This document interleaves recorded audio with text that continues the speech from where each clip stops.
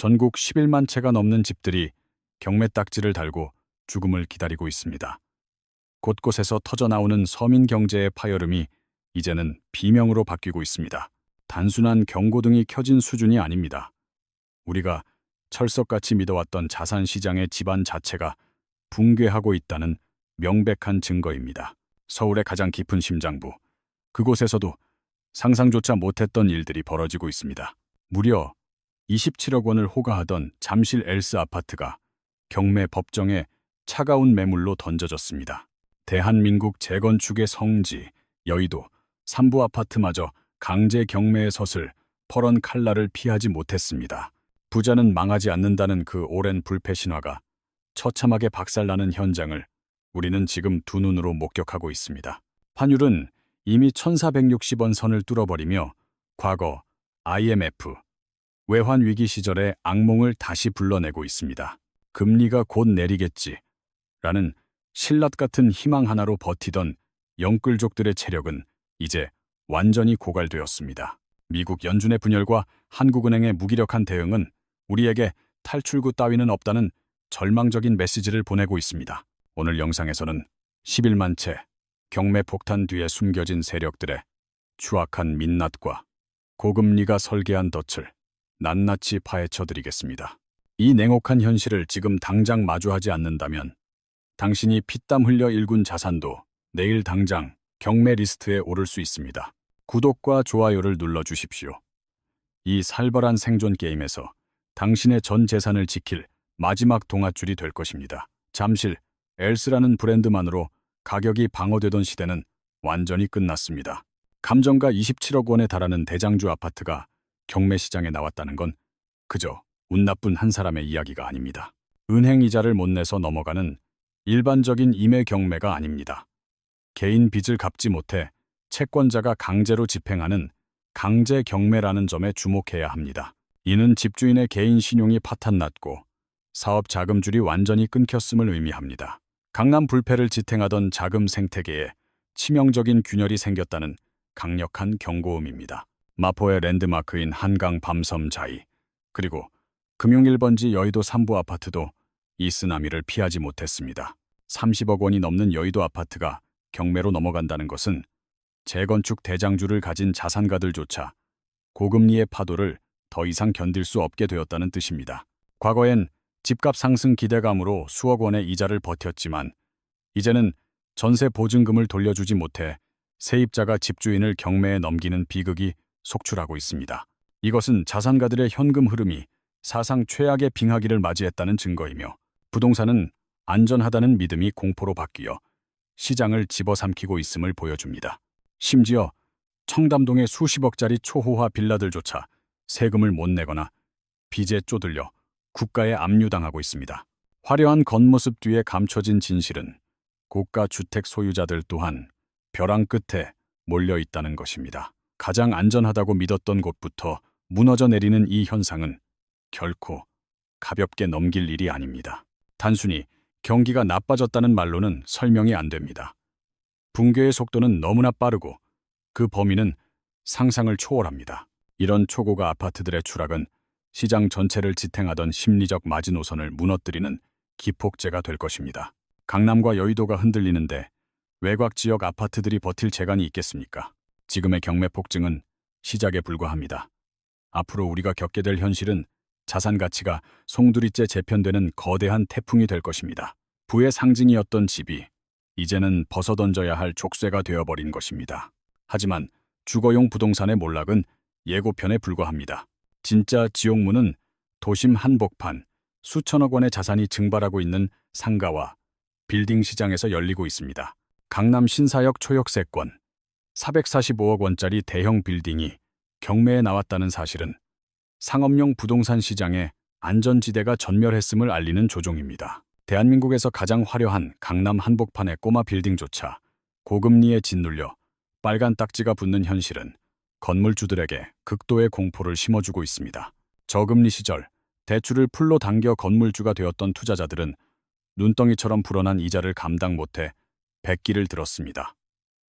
강남 불패라는 신화는 이제 옛말이 되었습니다. 동대문 맥스타일 상가의 사례는 침체가 아니라 처참한 종말을 보여줍니다. 한때 패션의 성지로 불리며 권리금만 수천만 원을 호가하던 이곳이 감정가 대비 83%나 폭락해 최저 입찰가가 고작 500만 원대까지 추락했습니다. 11번이나 유찰되며 누구도 쳐다보지 않는 유령 상가가 된 모습은 상업용 부동산의 가치가 사실상 영원에 수렴할 수 있다는 잔혹한 경고를 던지고 있습니다. 수익은커녕 매달 나가는 관리비조차 감당하기 벅찬 상황에서 낙찰받는 순간 수익이 아니라 재앙을 떠안게 된다는 것을 시장은 이미 알고 있습니다. 가산 디지털 단지의 지식산업센터 역시 현금 흐름의 무덤이라 불려도 할 말이 없는 비극의 현장입니다. 감정가 20억 원에 달하던 공장이 4번의 유찰 끝에 8억 원까지 반토막 난 광경은 묻지마 투자 광풍에 비참한 최후를 상징합니다. 우후죽순 늘어난 공급과 경기 침체로 기업들이 떠나면서 공실은 통제 불능 상태가 되었고 월세로는 대출 이자의 절반도 못 메꾸는 지옥의 굴레에 빠졌습니다. 이제 지식산업센터는 월세 나오는 효자가 아니라 소유자의 전 재산을 갉아먹는 거대한 빚더미로 전락했습니다.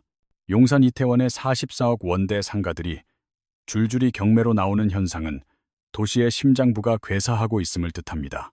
가로수길의 텅 빈 점포들과 임대 문의만 나부끼는 건물들은 자영업의 몰락을 넘어 상업용 부동산이라는 거대한 금융 시스템이 무너지고 있다는 명백한 신호입니다. 과거의 성공 방정식은 완전히 폐기되었습니다.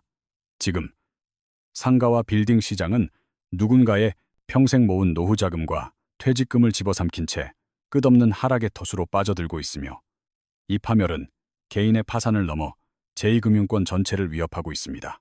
상업용 부동산은 이제 수익형 자산이 아닙니다. 들고 있는 것만으로도 언제 터질지 모르는 시한폭탄입니다. 임대시장의 붕괴와 자금줄 차단이 불러온 이 끔찍한 돈맥경화는 조만간 우리 경제 전체에 치명적인 타격을 입힐 것입니다. 하지만 이 모든 비극의 진짜 배후에는 우리가 철석같이 믿었던 금융 시스템의 배신이 도사리고 있습니다. 새해 아침부터 은행들이 우리에게 보낸 선물은 금리 인하라는 달콤한 희망이 아니라 대출 문턱을 더 높이겠다는 차가운 통보였습니다. 시작부터 8%라는 숫자가 찍힌 청구서를 들이미는데 정말 기가 찰 노릇입니다. K뱅크의 아파트 담보 대출 금리가 연 8.14%를 찍었습니다. 이건 단순히 금리가 높다는 차원을 넘어 금융 시스템의 나사가 완전히 풀려버렸다는 신호입니다. 다른 시중은행들도 마치 짠듯이 가산금리를 슬금슬금 올리며 서민들의 숨통을 조여오고 있습니다. KB국민은행 상황을 보면 헛웃음만 나옵니다. 1월 초 4.24%였던 금리가 불과 열흘 만에 요동치더니 상단은 이미 5.66%를 훌쩍 넘어버렸습니다. 정부가 가계, 빚 좀 줄이라고 눈치를 주니까 은행들은 대출을 줄이는 전공법 대신 이자를 왕창 올려서 자기들 입속만 챙기는 꼼수를 부린 겁니다.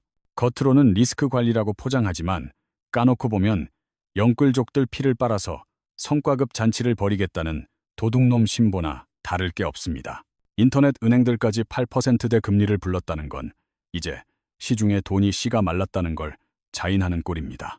은행들도 돈 구하기가 힘드니 예금 금리를 올려서 자금을 끌어모으고 그 늘어난 비용은 고스란히 대출받은 사람들에게 떠넘기는 폭탄 돌리기가 시작된 겁니다. 더 심각한 건 신용대출보다 주택담보대출 금리가 더 가파르게 오르고 있다는 점입니다. 이건 간신히 버티던 부동산 시장을 벼랑 끝으로 밀어버리는 트리거가 될 겁니다.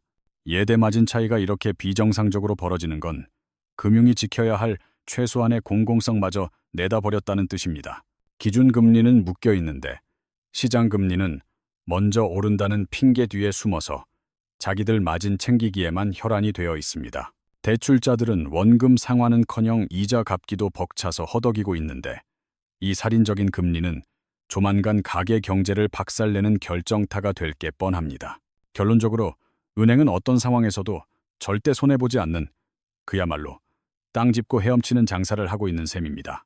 서민들이 빚을 못 이겨 집을 경매로 넘기는 그 비참한 순간에도 은행들은 역대 최대 실적이라며 샴페인을 터뜨리고 있습니다. 하지만 진짜 공포는 은행 창구 밖에서 다가오고 있습니다.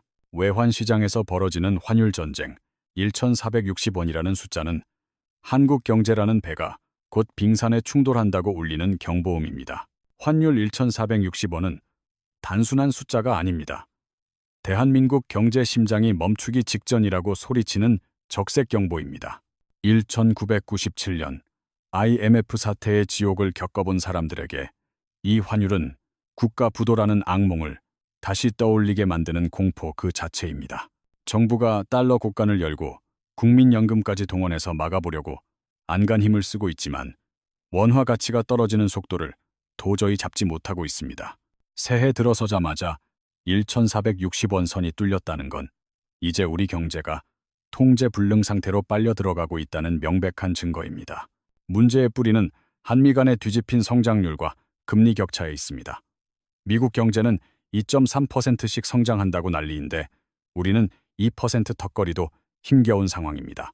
게다가 기준금리는 미국이 5.5% 상단인데 반해 한국은 여전히 3.5%에 묶여 있습니다.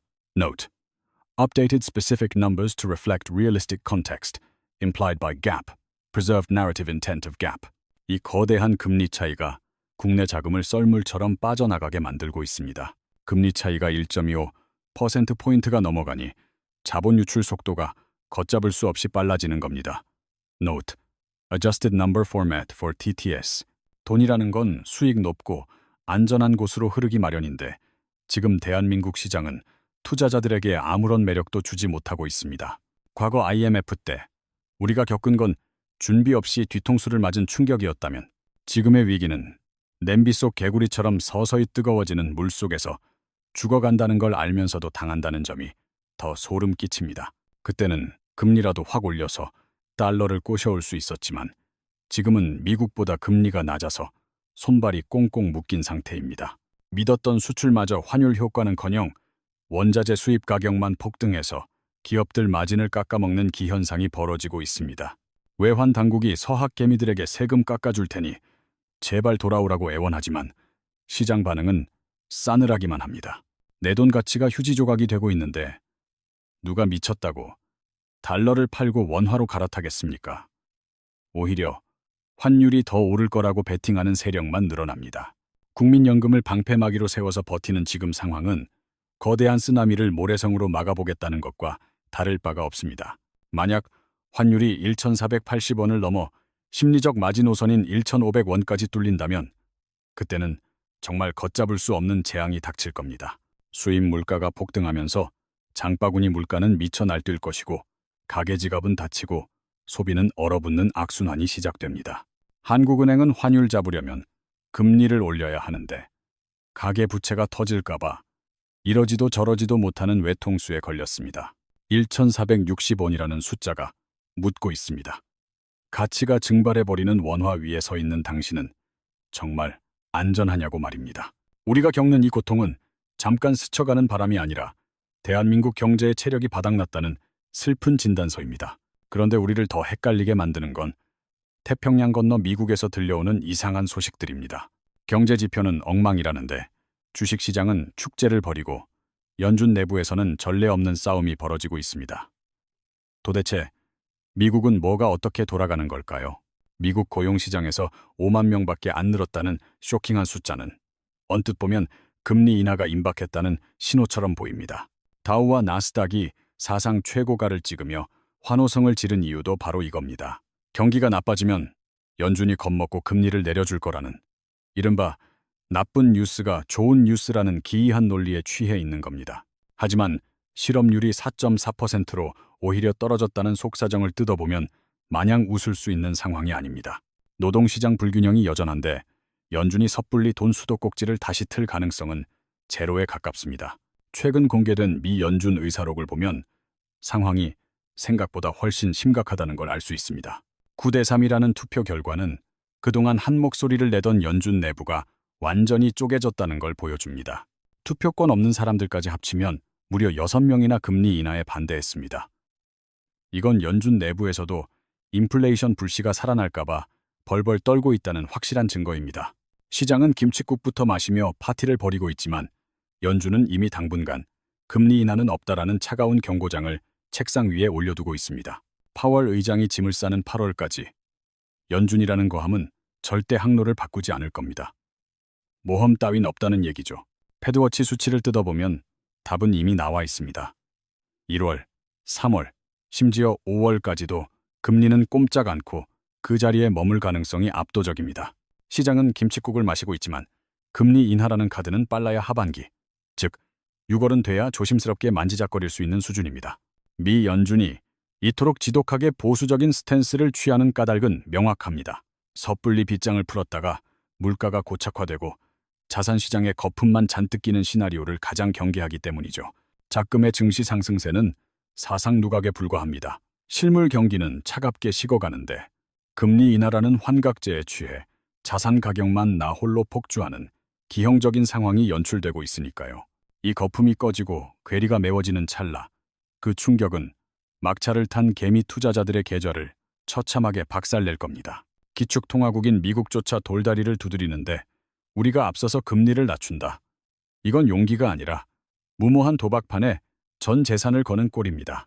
미국의 긴축 기조가 길어질수록 한국 경제를 짓누르는 압력은 상상 이상일 겁니다. 결국 시선은 1월 15일 한국은행 금융통화위원회라는 운명의 날로 쏠릴 수밖에 없습니다. 이창용 총재의 입술 끝에서 나올 발언 하나하나가 올 한해 우리 자산시장의 생사를 가를 최종 선고가 될지도 모르는 일입니다.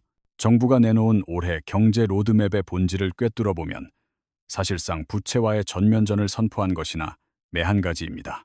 겉으로는 성장을 외치고 있으나 그 이면에는 가계부채 총량 관리라는 서슬퍼런 칼날을 숨기고 있는 형국이죠. 국가가 은행 창구를 직접 통제하며 시중에 도는 돈줄을 강제로 죄겠다는 뜻입니다. DSR 규제를 전격적으로 확대한 건 영끌족들에게 사실상 금융사망 선고를 내린 셈입니다. 단순히 이자가 오르는 차원이 아닙니다. 이제는 벌이 대비 갚을 능력이 되는지를 현미경으로 검사하듯 깐깐하게 따져 묻겠다는 겁니다. 예전엔 전세대출이나 자잘한 마통 정도는 봐줬을지 몰라도 이젠 모든 빚을 한데 묶어 대출 한도를 무자비하게 삭감해버립니다. 돈이 급해도 융통할 구멍이 없는 세상, 바야흐로 대출 절벽의 시대가 본격적으로 막을 올렸습니다. 은행들이 시장 금리보다 비싼 이자를 받으며 배짱 장사를 할 수 있는 뒷배경도 따지고 보면 정부의 총량 규제 탓이 큽니다. 대출을 늘려봤자 정부 눈치만 보일 테니 차라리 금리를 높여 손님을 쫓아내고 마진만 챙기는 게 은행 입장에선 남는 장사니까요. 관치의 규제와 은행의 탐욕이 톱니바퀴처럼 맞물리면서 애꿎은 서민들의 금융주권만 철저히 유린당하고 있습니다.